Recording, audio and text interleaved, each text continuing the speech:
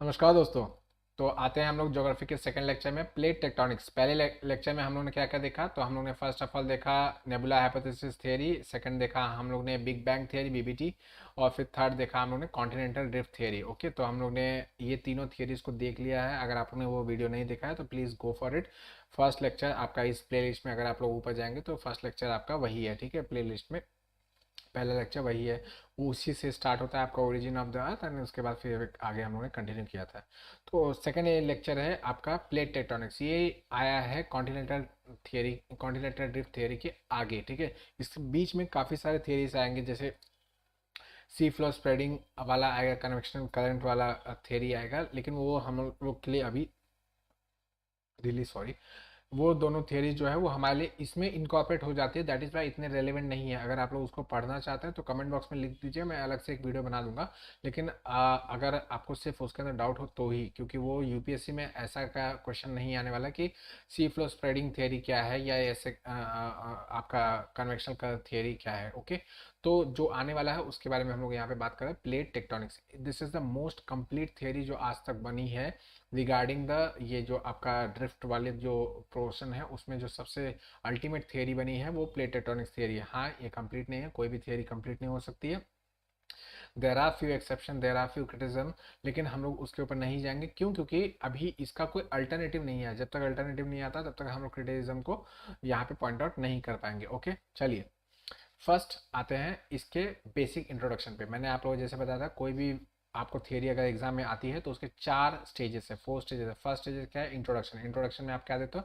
Basic crux idea, over holistic view आप देते हो कि हाँ भैया ऐसे ऐसे है, ये थियरी आगे चल के ये चीज़ बात करने वाली है, इस चीज़ को, इस ये प्रॉब्लम था, इसका हम लोगों ने सोल्यूशन इस थियरी की तरह देने की कोशिश की है। सेकंड जो हमारा सेकंड स्टेज आता है उसके अंदर हम क्या करते हो, इसके अंदर बेसिकली पूरा का पूरा जो थियरी है उसको हम लोग यहाँ पे लिस्ट करते हैं कि ये हमारा थियरी है, इसके अंदर ये चीज़ें दी गई है, ये चीज़ें बातें कही गई है, और इस तरीके से थियरी काम कर रही है। ओके, थर्ड जो चीज़ है उसके अंदर हम लोग क्या करने वाले हैं, इस थियरी को सपोर्टिंग एविडेंस कुछ वगैरह दिए हुए, सपोर्टिंग फैक्ट्स दिए गए हैं या फिगर्स दिए गए हैं, कोई स्टैटिस्टिक्स देखा, डेटा वगैरह कुछ भी दिया गया, तो वो हम लोग इसके अंदर लिस्ट करते हैं थर्ड स्टेज पे। एंड फोर्थ स्टेज पे हम लोग क्रिटिसिज्म एंड कंक्लूजन इंक्लूड करते हैं कि भाई ये क्रिटिसिज्म रिलेटेड है इस थियरी से, और इसका कंक्लूजन हम लोग देख के उसको वाइंड अप करते हैं। ये आपको ये बेसिक कोई भी आपका जीएस में चाहे ऑप्शनल में आपको जो भी थियरीज होती है वो यही क्रक्स आइडिया फॉलो करते हैं, यही इसका पैटर्न है, यही इसका सिनॉप्सिस है, इसी तरीके से आपको लिखना होता है। ओके,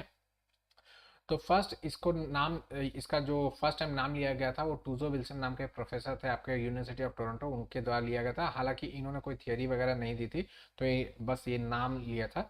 लेकिन थियरी दिया डब्ल्यू जे मॉर्गन ने। W J Morgan Princeton university में थे, उन्होंने इसको फर्स्ट टाइम क्या बताए पब्लिश किया था प्लेट टेक्टोनिक्स थियरी के नाम से। अल्टीमेटली इसके अंदर और भी बहुत सारे जियोलॉजिस्ट, क्लाइमेटोलॉजिस्ट, बहुत सारे लोग इसमें अपना अपना क्या बोलते हैं इनपुट डालेंगे, और ये एक बड़ा थियरी बन जाएगा। लेकिन जो इनिशियल जो क्रक्स आइडिया है वो जे डब्ल्यू मॉर्गन का ही है, डब्ल्यू जे मॉर्गन का, सॉरी, डब्ल्यू जे मॉर्गन का है, और ये 1962 में दिया था। जो मैंने आपको कॉन्टिनेंटल ड्रिफ्ट थियरी बताया है वो आपका 1915 में दिया गया था अल्फ्रेड वेगनर के द्वारा। और उसके बाद लगभग आप समझ सकते हैं कि समय 45 ईयर्स के बाद लगभग ये आपका प्लेट टेक्टोनिक्स थियरी आता है। अब मैं आपको बताता हूँ कि कॉन्टिनेंटल ड्रिफ्ट थियरी के बाद क्या हुआ। कॉन्टिनेंटल ड्रिफ्ट थियरी जब आई तो उसमें काफ़ी फॉरवर्ड हुआ कि नई चीज़ उसने लेके आया। क्या? पूरा का पूरा कॉन्टिनेंट यहाँ से वहाँ घूम रहा है, यहाँ से वहाँ फैल रहा है, वो अलग अलग जगह पे जा रहा है। उसके पीछे कुछ फोर्सेस थे, बॉयंसी फोर्स, टाइडल फोर्स, हम लोगों ने देखा था। आप लोगों ने ना देखा तो पुराने वीडियोस देख लीजिएगा। ओके, वो सारे थियरीज को, वो थियरी काफ़ी समय तक चली, लेकिन उसके जो क्रिटिसिज्म थे वो इतने स्ट्रांग थे, इतने मतलब पावरफुल थे कि ये था कि भाई ये कंप्लीट थियरी नहीं, कुछ तो लैगिंग है। लेकिन ये है कि कॉन्टिनेंटल ड्रिफ्ट थियरी को ठंडे बस्ते में पूरी तरीके से नहीं रखा गया था, अवॉइड कर दिया गया था कि भाई ऐसा होना मतलब पॉसिबल नहीं है। फिर उसके बाद वर्ल्ड वॉर 1, वर्ल्ड वॉर 2 के दौरान बहुत सारे नए नए डेटा घूम फिर के आए, ओशंस में लोग जाना स्टार्ट किए, सबमरीन वॉरफेयर स्टार्ट हुआ, तो नए नए डेटाज वगैरह निकल के आने लगे कि भाई ये ओशन कैसे काम कर रहा है, उसके अंदर मिड ओशनिक रीजेस कैसे काम कर रही हैं, ट्रेंचेस कहाँ कहाँ बने पड़े हैं। ये सब चीज़ें जब डेटा आने लगे तो उससे जन्म हुआ दो और थियरीज का, जिसको हम लोग यहाँ पे नहीं डिस्कस करने वाले हैं।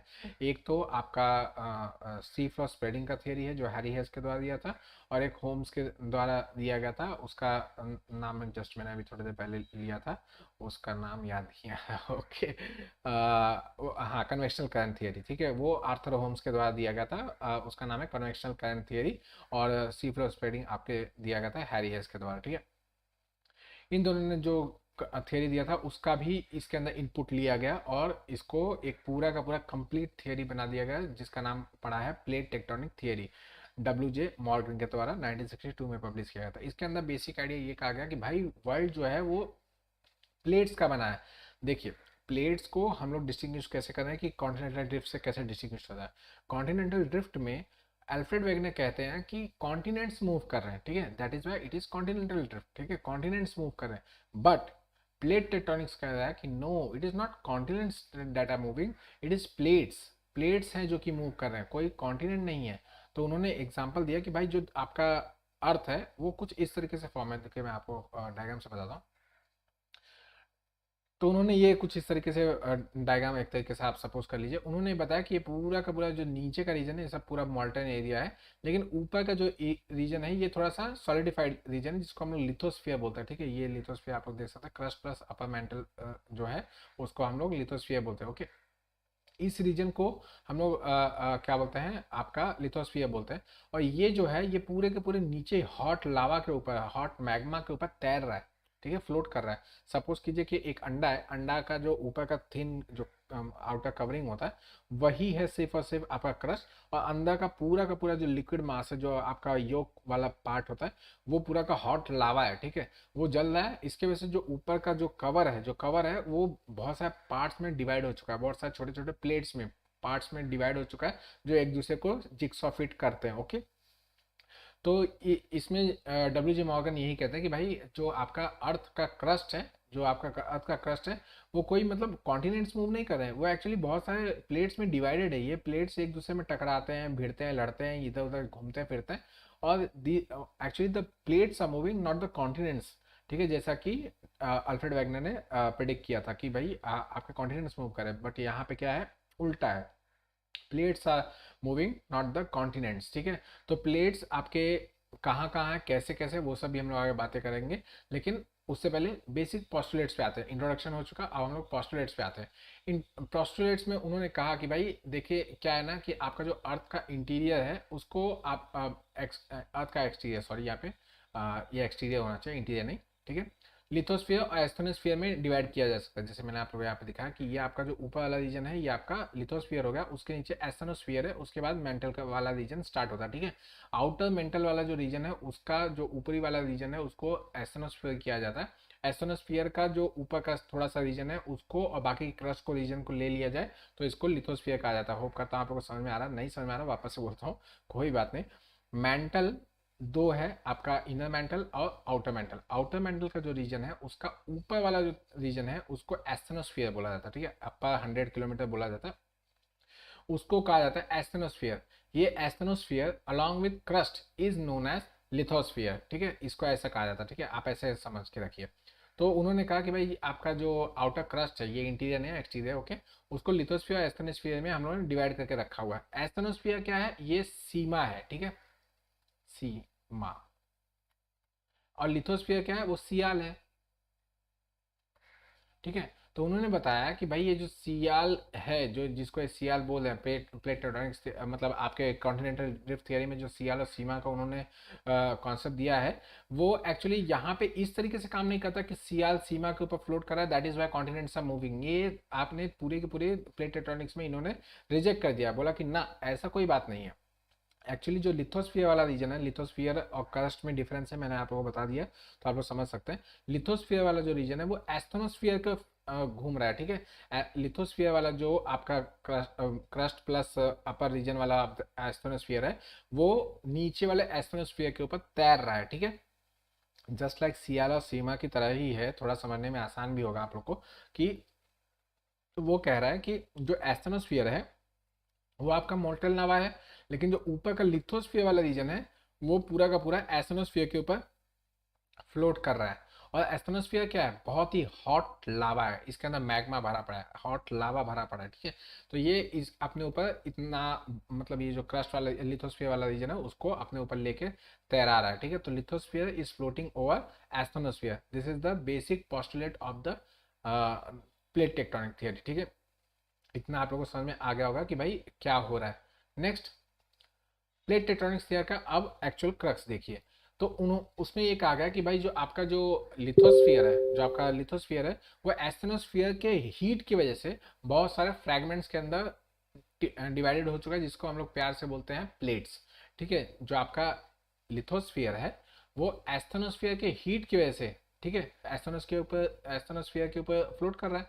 उसके हीट की वजह से, उसके फ्लोटिंग की वजह से वो बहुत सारे फ्रैगमेंट में टूट गया, जिसको हम लोग प्यार से क्या बोलते हैं, उसको प्यार से बोलते हैं प्लेट्स, ठीक है। नेक्स्ट है, उन्होंने ये कहा कि भाई जो एस्थेनोस्फियर है वो क्या बोलते हैं, एक प्लेट जो है वो एस्थेनोस्फियर के ऊपर एक रिजिड यूनिट की तरह तैरते रहते हैं। जैसे मैंने आपको बताया वो फ्रैगमेंट्स में टूट गया, तो अब ये प्लेट्स जो है इसी एस्थेनोस्फियर के ऊपर तैर रहे हैं, और ये क्या बोलते हैं, एक दूसरे से टकराते हैं, भिड़ते हैं, लड़ते हैं, इस तरीके से काम करते हैं, ठीक है। बाकी ये इसका क्या बोलते हैं आपका फैक्चुअल डिटेल्स है कि कहाँ से कितना मोटा होगा, कितना पतला होगा, ये सब आप लोग को याद रखना तो याद कर सकते हैं। ओशनिक प्लेट्स जो है उनको सीमा क्रस्ट बोला जाता है। जैसे जो मतलब आपके जो अल्फ्रेड वेगनर थे, उन्होंने जो सीमा कंफ्यूज किया था, सीमा उन्होंने कहा था कि भाई आपका जो ओशनिक लेयर है, ओशन जो है उसके ऊपर हमारा सियाल तैर रहा है, ठीक है। लेकिन यहाँ पे इन लोगों ने बताया कि भाई ऐसा नहीं है, एस्थेनोस्फीयर के ऊपर लिथोस्फीयर तैर रहा है, ओके, ठीक है। तो इन्होंने ये बताया कि भाई 7 बड़े लिथोस्फीयर प्लेट्स हैं जो कि तैर रहे हैं, और उसके अलावा बहुत सारे माइनर प्लेट्स हैं, ठीक है। मेजर प्लेट 7 है, उसके अलावा बहुत सारे माइनर प्लेट्स हैं जो कि एक दूसरे से लड़ रहे हैं, भिड़ रहे हैं, बहुत सारे बाउंड्रीज वगैरह बना रहे हैं। और ये प्लेट टेक्टोनिक्स थियरी का मेन जो क्रक्स है वो यही है कि भाई जो प्लेट्स है वो मूवमेंट करके सारे के सारे जो वर्ल्ड में डिफॉर्मिटी या फॉर्मिटी या डायनेमिज्म वगैरह कुछ भी लेके आ रहे हैं, तो ये प्लेट्स लेके आ रहे हैं, ना कि जो आपका सियाल इज फ्लोइंग हुआ था, स्टीमा वाला कॉन्सेप्ट था कॉन्टिनेंटल ड्रिफ्ट में, वो लेके आ रहा है, ओके। बाकी ये सब कुछ इतना खास नहीं है, चलिए आगे बढ़ते हैं। लिथोस्फीयर प्लेट्स, तो कौन कौन से लिथोस्फीयर प्लेट्स है जो कि वर्ल्ड में है, वो आपके प्लेट टेक्टोनिक के अनुसार तो आपके 7 मेजर प्लेट्स है, और इसके अलावा 9 माइनर प्लेट्स भी हैं, ठीक है। अब इस ऐसा नहीं है कि इसके अलावा प्लेट्स नहीं है, इसके अलावा प्लेट्स अभी ढूंढे जा रहे हैं कि है कि नहीं। बहुत सारे ऐसे प्लेट्स है जो कि बनने के कगार पे, जैसे कि इंडिया का अगर मैं बात करूँ, तो इंडिया का जो आपका नर्मदा वाला रिवर है वो, उसको भी एक फॉल्ट की तरह देखा जाता है, it is also a fault. तो आज नहीं तो कल, या हो सकता है कि आज से लाखों साल के बाद इंडिया का जो नर्मदा के नीचे वाला जो पार्ट रहेगा वो एक अलग ही प्लेट बन जाए, और ऊपर वाला पार्ट एक अलग प्लेट बन जाए, ओके। तो ये ऐसा कुछ हो सकता है। सॉरी, पैर चेंज कर रहा था, पैर दर्द कर रहा है ठीक है। मेजर टेक्टोनिक प्लेट्स की बात करें तो कौन कौन सा है, एंटार्क्टिका प्लेट है, उसके आसपास के जो ओशनिक प्लेट है वो वाला रीजन, ठीक है। मैं आप लोगों को दिखाऊंगा, मैप दिखाऊंगा, टेंशन मत लीजिएगा, नाम बस देख लीजिएगा। नॉर्थ अमेरिकन प्लेट है, उसी तरीके से साउथ अमेरिकन प्लेट है, पैसिफिक प्लेट है, इंडो ऑस्ट्रेलियन न्यूजीलैंड प्लेट है, African and eastern Atlantic floor plate है, और Eurasia and adjoining oceanic plate है। देखिए मैं आप लोगों को फोटो दिखाता हूँ, यहाँ पे देखिए, ये आपका नीचे वाला जो रीजन है ये अंटार्कटिक प्लेट है, ठीक है। अरेबियन अरेबियन प्लेट तो यहाँ पे आएगा, सॉरी, अफ्रीकन प्लेट है, यहाँ पे इंडियन प्लेट है। इंडियन प्लेट का मैंने जैसे बताया कि एक नया फॉल्ट डेवलप हो रहा है, ठीक है। तो इंडियन प्लेट में ये ऑस्ट्रेलिया और आपका ये न्यूजीलैंड वाला हिस्सा दोनों भी आता है, ठीक है।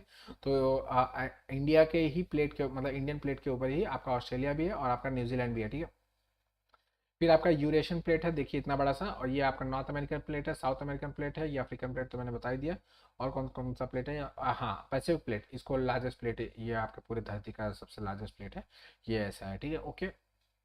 इसके अलावा बहुत सारे छोटे छोटे प्लेट्स हैं, नज़ाका प्लेट्स है सब, उसका नाम वगैरह आप लोग को देखना हो तो यहाँ पे देख सकते हैं। अरेबियन प्लेट है, बिस्मार्क प्लेट है, कैरिबियन प्लेट है, कैरोलिना प्लेट है, कोकोस प्लेट है, जुआन डे फुका प्लेट है, नज़ाका प्लेट है, फिलिपिन प्लेट है, पर्शियन प्लेट है, एनाटोलियन प्लेट है, चाइना प्लेट है, फिजी प्लेट है, ठीक है। तो ये सारे के सारे प्लेट्स हैं जिनका आप लोग नाम देख सकते हैं। एक बार आप लोगों ने देख भी लिया तो आप लोग को आइडिया मिल जाएगा। हालांकि यूपीएससी इस तरह के घटिया क्वेश्चन नहीं पूछेगा कि कौन कौन से प्लेट कहाँ कहाँ पे है, ऐसी चीज़ें नहीं पूछने वाला। तो आप लोग एक आइडिया बना के रख लिया, बाकी और कुछ इसमें ज़्यादा डीप में जाने की जरूरत नहीं है। एक बार और इसको फोटो देख लीजिएगा, आपको चाहिए तो आप इसका स्क्रीनशॉट लेके भी रख सकते हैं अपने पास, ठीक है। नेक्स्ट, अब हम लोग देखेंगे कि जो मोशंस होते हैं, मोशंस मतलब आपके जो प्लेट्स हैं वो आपस में कैसे मूव करते हैं, ठीक है। तो 3 तरीके के पॉसिबल मोशंस हैं जो कि आपके प्लेट टेक्टोनिक्स में कहा गया कि भाई जो जितने भी वर्ल्ड के अंदर जितने भी डायनामिज्म है, डायनामिज्म, व्हाट इज डायनामिज्म, तो आपके मतलब पहाड़ बनना, प्लेट्यूज बनना, प्लेन रीजन बनना, ये सब क्या है, डायनामिज्म है। अलग अलग तरीके के जो लैंडफॉर्म्स बन रहे हैं, रिलीज जो बन रहे हैं, इनको कहा जाता है डायनामिज्म ओवर द अर्थ, ठीक है। इसके अलावा डायनामिज्म इन द ओशंस भी होता है, डायनामिज्म ओवर द अर्थ भी है, ठीक है। तो ये थियरी बोलती है कि भाई तीन तरीके के आपके प्लेट टकराने की जो विधि है उसी की वजह से ये सारा का सारा डायनामिज्म बनता है। फर्स्ट है डाइवर्जन प्लेट मार्जिन, ठीक है, मतलब ऐसा मार्जिन जहाँ पे दो प्लेट जो है वो डाइवर्ज करे, जैसे ये वाला, ठीक है, यहाँ पे एक प्लेट इस तरफ जा रही है, एक प्लेट इस तरफ जा रही है, दैट इज वाई इसको कहा जाता है डाइवर्जन प्लेट बाउंड्री या फिर कंस्ट्रक्टिव प्लेट बाउंड्री, ठीक है। ये दोनों भी नाम सेम है, आप लोगों को कंफ्यूज नहीं होना है, ठीक है। डाइवर्ज करना मतलब दूर जाना, ठीक है। डाइवर्जन प्लेट बाउंड्री या फिर कंस्ट्रक्टिव प्लेट बाउंड्री, दोनों भी नाम सेम ही है, ओके। नेक्स्ट है कन्वर्जन प्लेट बाउंड्री या फिर इसको कहा था डिस्ट्रक्टिव प्लेट बाउंड्री, ये सेकंड वाला, ठीक है। क्योंकि यहाँ पे चीजें आ रही है डिस्ट्रक्ट होने के लिए, आप आपस में भिड़ रहे हो, लड़ रहे हो, तो फिर डिस्ट्रक्शन ही होने वाला है, ठीक है। तो आप ऐसे भी याद रख सकते हो। तो कन्वर्जेंट में ये होगा कि भाई दो जो प्लेट्स हैं वो आपस एक दूसरे की तरफ आएंगे और इसकी वजह से एक प्लेट दूसरे प्लेट की तरफ नीचे जाएगी, दैट इज वाई कुछ ना कुछ डिस्ट्रक्शन वगैरह होगा, इसीलिए इसको कहा जाता है कॉन्वर्जन प्लेट बाउंड्री या फिर destructive plate boundary, okay. Lastly है ट्रांसफॉर्म बाउंड्री, ठीक है। ट्रांसफॉर्म बाउंड्री में क्या होगा कि एक प्लेट ये है, एक प्लेट ये है, दोनों एक दूसरे के बस टच करके पास बाय कर लेते हैं, लेकिन इनके बीच में कुछ भी लड़ाई भिड़ाई वाली चीज नहीं होती, थोड़ा सा घर्षण होगा जिसकी वजह से छोटे मोटे अर्थक्वेक वगैरह आएंगे, लेकिन क्या बोलते हैं कोई बहुत ही बड़ा मेजर डैमेजिंग इफेक्ट वगैरह पैदा नहीं होगा, ठीक है। बाकी ये इन प्लेट्स की वजह से क्या क्या हो सकता है, इफेक्ट क्या हो सकता है, टोपोग्राफी कौन कौन सी बनती है, वो सब यहाँ पे लिखा हुआ है, आप लोग इसको देख सकते हैं। जैसे कि मैं अगर शॉर्ट में बता दूं तो इसमें क्या होगा, स्प्रेडिंग होने वाला डाइवर्जेंट है, सीधी सी बात है, वो बाहर जा रहा है, स्प्रेड हो रहा है, ठीक है। तो इसकी वजह से और जो प्लेट होगा वो स्प्रेड होता जाएगा, नया नया प्लेट बनता जाएगा, इसको कंस्ट्रक्टिव बाउंड्री भी कहा जाता है, जैसे मैंने कहा आपको, ठीक है। तो ये आपका इफेक्ट क्या होगा, कंस्ट्रक्टिविटी हो रही है। नेक्स्ट है यहाँ पे कौन सी टोपोग्राफी बनेगी, रिज एंड रिफ्ट टोपोग्राफी बनेगी। जनरली ये मिड ओशनिक रीजेस वगैरह आप लोग जानते होंगे, अगर नहीं जानते तो आप लोग को बता रहा हूँ कि हर एक ओशन के अंदर मिड ओशनिक रीजेस होते हैं, वहाँ पे ये सब बनता है। हम लोग आगे सब देखने वाले, टेंशन ना लीजिएगा, ओशनोग्राफी में सारा का सारा डिस्कस हो जाएगा। यहाँ पे सिर्फ पढ़ के रखिएगा, वापस से आपको एक बार देखना पड़ेगा, ओके। वॉल्केनिक एक्टिविटी होगी क्या, हाँ बिल्कुल होगी। वॉल्केनिक एक्टिविटी की वजह से ही ये अलग अलग दूसरे दो अलग अलग जगह पे जा रहे हैं, ठीक है।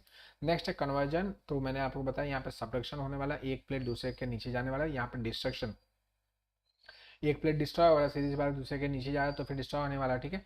यहाँ पे ट्रेंचेस फॉर्म होता है, ठीक है, जैसे मारियाना ट्रेंच, आपका कोकोस ट्रेंच, बहुत सारे ट्रेंच वगैरह है, वो सब आप लोग देख सकते हैं, ठीक है। नेक्स्ट है यहाँ पे वॉल्केनिक एक्टिविटी होगी, बिल्कुल होगी। क्यों, क्योंकि यहाँ पे भी आपका जो नीचे प्लेट जा रहा है वो आगे जाके पिघल जाएगा, आपका एस्ट्रोनोस्फीयर में जब हो जाएगा तो वहाँ के हीट की वजह से पिघलेगा, और यहाँ पे क्या बोलते हैं आइलैंड आर्क बनेंगे जो कि वॉल्केनिक होंगे, वॉल्केनिक आइलैंड आर्क्स बनेंगे, ओके। आगे सब देखने वाले हैं हम लोग, ठीक है। ट्रांसफॉर्म बाउंड्री में क्या होगा, इसमें लैटरल स्लाइडिंग हो रहा है, एक दूसरे को बस पास बाय करे, टच करके एकदम से चले जा रहे हैं, ठीक है। तो इसमें कुछ भी ज्यादा खतरनाक होने वाला है, इसके लिए इसको कहा जाता है कंजर्वेटिव बाउंड्री, ठीक है। कंजर्वेटिव बाउंड्री भी इसका एक नाम है कि भाई ये ट्रांसफॉर्मेटिव बाउंड्री है, साथ साथ ये कंजर्वेटिव बाउंड्री है, क्योंकि यहाँ पे कुछ भी डिस्ट्रक्शन वाला चीज नहीं हो रहा है, यहाँ पे सब कुछ कंजर्व किया जा रहा है, ठीक है। यहाँ पे कोई मेजर इफेक्ट नहीं होने वाला, कोई ऐसा लैंडफॉर्म बड़ा नहीं बनने वाला, और यहाँ पे अर्थक्वेक नहीं आएगा, लेकिन यहाँ पे वॉल्केनिक एक्टिविटी, अर्थक्वेक आएगा लेकिन वॉल्केनिक एक्टिविटी यहाँ पे नहीं होगा, ओके। चलिए आगे बढ़ते हैं। अब इनको थोड़ा सा डीप में देखेंगे कैसे कैसे ये बाउंड्रीज वगैरह काम करें, ठीक है।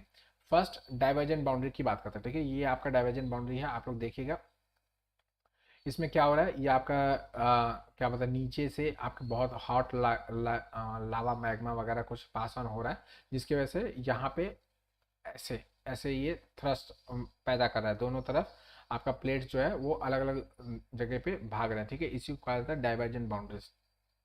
यहाँ पे डाइवर्जन हो रहा है, दोनों जो प्लेट्स है वो अलग अलग दिशा में जा रहे हैं, that is why it is not divergent boundary या फिर कंस्ट्रक्टिव बाउंड्री। ये अल्टीमेटली ओशन बेसिन वगैरह बनाएंगे, कुछ बड़ा रिज पैदा करेंगे, और फिर उसके बाद इसके अंदर एक मिड ओशनिक रिज वगैरह बन के रह जाएगा, रिफ्ट वैली टाइप रहेगा, कुछ इस तरीके से रिफ्ट ऐसा कुछ रह जाता है, ओके। ये दोनों साइज सेम होना चाहिए, ओके। ये मैंने गलत कर दिया, ये ऐसे कुछ होगा, ये कुछ इस तरीके से रहेगा, ठीक है। ये आपका इस तरफ फ्रिज रहेगा, इस तरफ फ्रिज रहेगा, और यहाँ पे वैली रहेगी, और यहाँ से लावा पोर बाहर होता रहेगा, यहाँ से लावा बाहर आएगा, इस तरफ ऐसे बैठेगा, ठीक है। और ये एग्जर्ट करेगा, इस तरफ पुल, इस तरफ पुल एग्जर्ट करेगा, ठीक है, पुश एक्चुअली एग्जर्ट करेगा, जिसकी वजह से डाइवर्जेंट प्लेट बाउंड्रीज वगैरह बनेंगे, ठीक है। यही जो मैंने आप लोगों को बताया वही सारी चीज़ें यहाँ पे लिखी गई हैं जो मैंने आप लोगों को समझा रहा हूँ, ठीक है। वापस इसको शॉर्ट में पढ़ लेते हैं, ठीक है, फटाफट इसको खत्म कर देंगे, सो दैट हमारा टाइम बहुत ज़्यादा किल ना हो, एक एक वीडियो अगर 2-2 घंटे का रहेगा तो कोई देखने वाला नहीं है, ओके। नेक्स्ट यहाँ पे क्या होगा, वही लॉन्ग फिशर्स होंगे, गीजर्स पर्स होंगे, यहाँ से वाटर बाहर आएगा, यहाँ पे मैग्मा वगैरह बाहर आएगा और इस तरीके की चीज़ें होने वाली, ठीक है। ये सब चीज़ें मैंने पढ़ा दी, वही सब है। और यहाँ पे कौन कौन से डाइवर्जन बाउंड्री पे कौन कौन से फीचर्स बनेंगे, तो मिड ओशनिक रीजेस, जो मैंने आपको बताया कि मिड ओशनिक रीजेस वगैरह बन जाएंगे, लिफ्ट वैलीज बनेंगी जैसे मैंने आपको डायग्राम में बता दिया, और फिशर वॉल्केनोस, यहाँ पे फिशर जो मैंने आपको बताया कि यहाँ से वॉल्केनो बाहर निकल रहा है, तो वही है कि यहाँ पे फिशर वॉल्केनोस रहेंगे, यहाँ से वॉल्केनिक एक्टिविटी कंटिन्यूसली चलती रहेगी, ठीक है। तो ये आपका डाइवर्जन बाउंड्रीज का ये है, क्या बोलते हैं, मेन कैसे डाइवर्जन बाउंड्री होता है। नेक्स्ट है कन्वर्जन बाउंड्रीज। इसके अंदर फर्दर 3 टाइप्स हैं, तो हम लोग उसको भी डिटेल में देखने वाले हैं, ठीक है। तो ये इसमें क्या है कि आपके दो प्लेट्स जो है वो आपस में भिड़ने वाले हैं, अपने पास आएंगे, गले लगाएंगे एक दूसरे को, टूट फूट जाएंगे, ठीक है। गले लगा टूट फूट जा, ठीक है, ऐसा अलग चीज़ें होंगी। इसमें क्या होगा, दो प्लेट्स जो होंगे कोलाइड करेंगी और टूटेंगी, बहुत सारी चीज़ें बनेंगी। कैसे कैसे बनेंगी वो मैं आप लोग को बताऊंगा। यहाँ पे वॉल्केनिक एक्टिविटी होगी, बिल्कुल होगी। अर्थक्वेक होंगे, हाँ बिल्कुल होंगे। क्यों? क्योंकि यहाँ पे बहुत ज़्यादा कन्वर्जन हो रहा है, काफ़ी मतलब शेकिंग हो गई, एक दूसरे से भिड़ना उड़ना हो रहा है। जैसे कि आप हिमालय के ले लीजिए, हिमालयन रीजन जो है बहुत ही एक्टिव रीजन है as come as for the earthquake वगैरह के लिए बहुत ज़्यादा एक्टिव है। तो दैट इज़ वाई यहाँ पे बहुत हाईली पावरफुल अर्थक्वेक वगैरह रेगुलर बेसिस पे आते जाते रहते हैं, और वो बहुत ज़्यादा तबाही भी फैलाते रहते हैं। जैसे कि आपका नेपाल का अर्थक्वेक जो 2013 में आया था, तो आप लोग जानते होंगे, ठीक है। नेक्स्ट क्या बोलते हैं, ये सब मैंने बता दी, बाकी और कुछ नहीं। चलिए नेक्स्ट है इसके 3 टाइप्स कौन कौन से हैं। ओशन कॉन्टिनेंटल कन्वर्जेंस, एक कन्वर्जेंस कैसा हो रहा है जिसमें ओशन एक प्लेट, मतलब दो प्लेट्स जो है उसमें से एक प्लेट जो है वो ओशन का है और दूसरा कॉन्टिनेंट का है। सेकंड कॉन्टिनेंट कॉन्टिनेंट है, थर्ड ओशन ओशन है, ठीक है। तो ये तीनों टाइप के आपके कन्वर्जेंस हो सकता है, ठीक है। Ocean ocean, ocean continent, ocean continent continent, ठीक है। इस तरीके से कन्वर्जेंस होने वाला है, ठीक है। तो हम लोग बारी बारी से एक एक को देखते हैं। Oceanic continental conversion, oceanic continental conversion होगा तो क्या होगा, तो ओशनिक प्लेट जो है वो हार्डर होता है, जैसे मैंने आपको बताया कि सीमा से बना होता है, ठीक है। तो वो क्या है, आपका डेंसर है, डेंसर है तो वो लाइटर के नीचे चला जाएगा, ठीक है। तो आपका जो आपका ओशनिक क्रस्ट है वो आपका सबडक करेगा below the continental crust, continental crust ऊपर रह जाएगा और जो ओशनिक क्रस्ट है वो नीचे की तरफ जाएगा। और जब ये नीचे जाएगा तो यहाँ पे ये लिथोस्फीयर बोला, एस्थेनोस्फीयर में जाके पिघलना स्टार्ट करेगा और यहाँ पे बनाएगा, ये पिघल के सारा मॉल्टन लावा जो है वो ऊपर की तरफ राइज करना स्टार्ट करेगा और यहाँ पे माउंटेन रेंजेस बनाएगा जो कि वॉल्केनिक होंगे, ठीक है। वॉल्केनिक रेंजेस बनाएगा, माउंटेन रेंजेस बनाएगा जो कि काफ़ी एक्टिव होंगे और काफ़ी लावा वगैरह फटता रहेगा। जैसे कि आप एंडीज माउंटेन देख सकते हो, रॉकीज माउंटेन देख सकते हो, ये आपका यही काम कर रहे हैं। बगल से आपका पैसिफिक प्लेट, नज़ाका प्लेट, ये सब टकरा रहे हैं, जिसकी वजह से यहाँ पे आइलैंड आर्क्स बन रहे, माउंटेन रेंजेस बन रहे, बड़े बड़े माउंटेन रेंजेस जो कि एक्टिव हैं, वॉल्केनिकली एक्टिव हैं। बहुत सारे वॉल्केनोज यहाँ पे हमेशा रेगुलर बेसिस पे आते जाते रहता है। ये तो आप लोग को पता ही होगा कि वो एंडीज माउंटेन, रॉकीज माउंटेन बहुत ज़्यादा एक्टिव है वॉल्केनिक, उसके लिए देखा जाए तो, ठीक है। Next ocean, ocean conversion. अब ओशन दोनों के दोनों ये सेम डेंसिटी है, दोनों का सेम डेंसिटी है, तो क्या होगा, तो इसमें भी ये देखा जाएगा कि जो बड़ा ओशन रहेगा वो नीचे चला जाएगा और जो छोटा वाला रहेगा वो ऊपर रह जाएगा, ओके। समझ में आ रहा है कि ऐसा मतलब अगर समझ लीजिए एक छोटा सी है और ये दूसरा जो है वो ओशन है, तो सी वाला जो रहेगा वो ऊपर रह जाएगा और जो ओशन वाला जो रहेगा वो नीचे चला जाएगा, क्योंकि ओशन का जो वैल्यू है वो बहुत ज़्यादा उसकी डेंसिटी ज़्यादा है, ठीक है। दैट इज़ वाई वो नीचे चली जाएगी और जो कम डेंसिटी वाली है वो ऊपर रह जाएगी, ठीक है।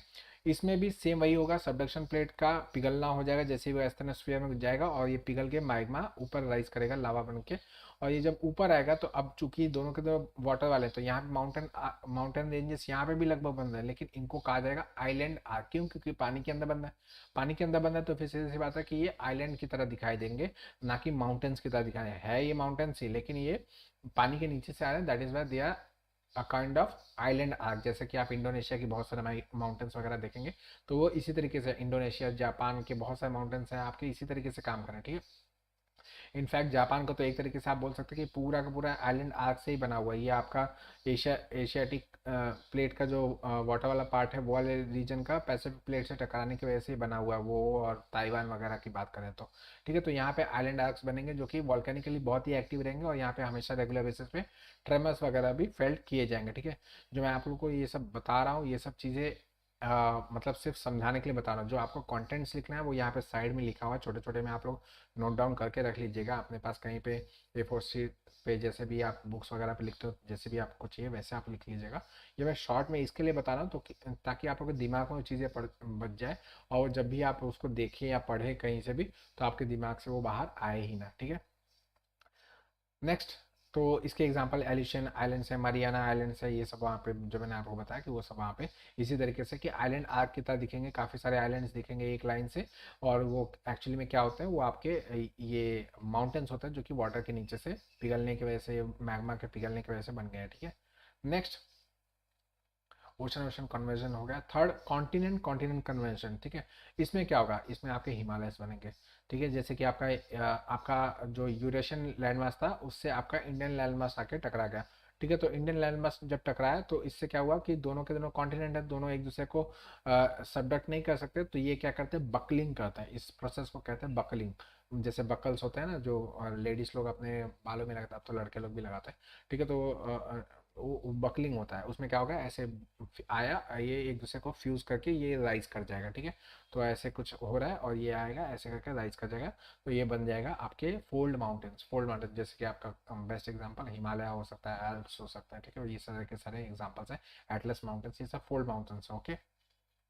इसमें यही सब हो रहा है कि इस तरफ से कॉन्टिनेंट आया, इस तरफ से कॉन्टिनेंट आया, टकराया, और ये फोल्ड माउंटेन्स वगैरह का राइज पैदा करेगा, ठीक है। तो ये भी बहुत ज़्यादा एक्टिव होते हैं, क्यों, क्योंकि ये अभी मतलब कंटिन्यूसली कन्वर्ज होते ही रहते हैं रेगुलर बेसिस पे, कभी ये बंद नहीं होते। तो दैट इज़ वाई ये माउंटेन रेंजेस की हाइट जो होती है वो लगभग बढ़ती रहती है थोड़ा थोड़ा उससे, और ये बहुत ही ज़्यादा एक्टिव होते हैं, टेक्टोनिकली एक्टिव होते हैं। यहाँ पे बहुत अर्थक्वेक वगैरह रेगुलर बेसिस पे आते जाते रहता है, ठीक है। दैट इज़ वाई ये रीजन्स में बहुत ज़्यादा मतलब जो एक्टिविटीज़ मिनरल्स का और माइनिंग एक्टिविटी ये सब अवॉइड किया जाता है, और इसकी वजह से यहाँ पे मतलब बहुत, अगर ये सब एक्टिविटीज़ फॉलो किए जाते हैं तो यहाँ पे बहुत ज़्यादा तबाही वगैरह आने के चांसेस होते हैं, जैसे कि आप लोग देख ही रहे होंगे रिसेंट बेसिस पे, ओके।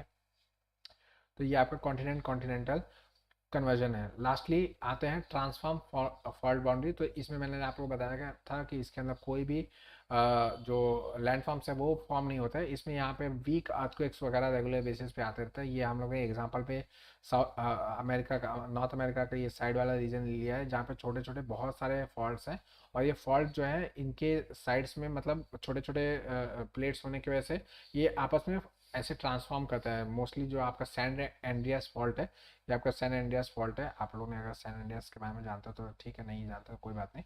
ये आपका यहाँ पे कैलिफोर्निया नाम का राज्य है वहाँ का, ठीक है। कैलिफोर्निया में आपका सिलिकॉन वैली है, आपका लास वेगास वगैरह सब यहीं पे, ओके। तो ये आप सैन एंड्रियास फॉल्ट है जो कि बहुत ही डीप डाउन ट्रेंच, आप नेट पे डालिएगा तो आपको ट्रेंच दिखाई भी देगा अच्छी तरीके से, वहाँ पे ज़मीन के ऊपर दिखता है, बहुत बड़ा ट्रेंच है, ओके। तो आदमी तो आज से 1000-2000 साल बाद या और लाखों साल बाद ऐसा हो जाएगा कि सैन एंड्रियास फॉल्ट अलग हो जाएगा और ये लॉस एंजल्स पूरा अलग चला जाएगा, ठीक है। तो लोगों को यहाँ से बोट लेके जाना पड़ेगा, ठीक है। और बाकी वो अलग कंट्री भी बन सकता है, ठीक है। ये सैन एंड्रियास फॉल्ट है, ये जो स्लाइड कर रहा है, मतलब आपका जो नॉर्थ अमेरिकन प्लेट है उससे स्लाइड करके ये ऊपर की तरफ लिफ्ट होता चला जा रहा है, ठीक है। तो इसमें यहाँ पे बस अर्थक्वेक्स वगैरह आते हैं बहुत, और इसमें कुछ मतलब इतना जानने की ज़रूरत आपको नहीं है। इनफैक्ट सैन एंड्रियास करके एक मूवी भी है, ठीक है। मैंने शायद देखी थी उसको, ठीक है। तो सैन एंड्रियास ही उसका नाम है। नेक्स्ट, बस इतना ही आपके फॉल्ट्स वगैरह में। आपके प्लेट टेक्टोनिक्स में यही कंटेंट है, प्लेट टेक्टोनिक्स का यही एंड है। आप लोग को प्लेट टेक्टोनिक्स में इससे ज़्यादा कुछ भी बाहर नहीं आने वाला। इतना भी पढ़ डाला तो आपका प्लेट टेक्टोनिक्स झिंगा लगा, जैसे मैंने कहा, और आप लोग इतना पढ़ डालेंगे। नेक्स्ट आगे हम लोग आगे के चैप्टर्स देखेंगे नेक्स्ट वीडियो में। चलिए, तब तक के लिए बाय।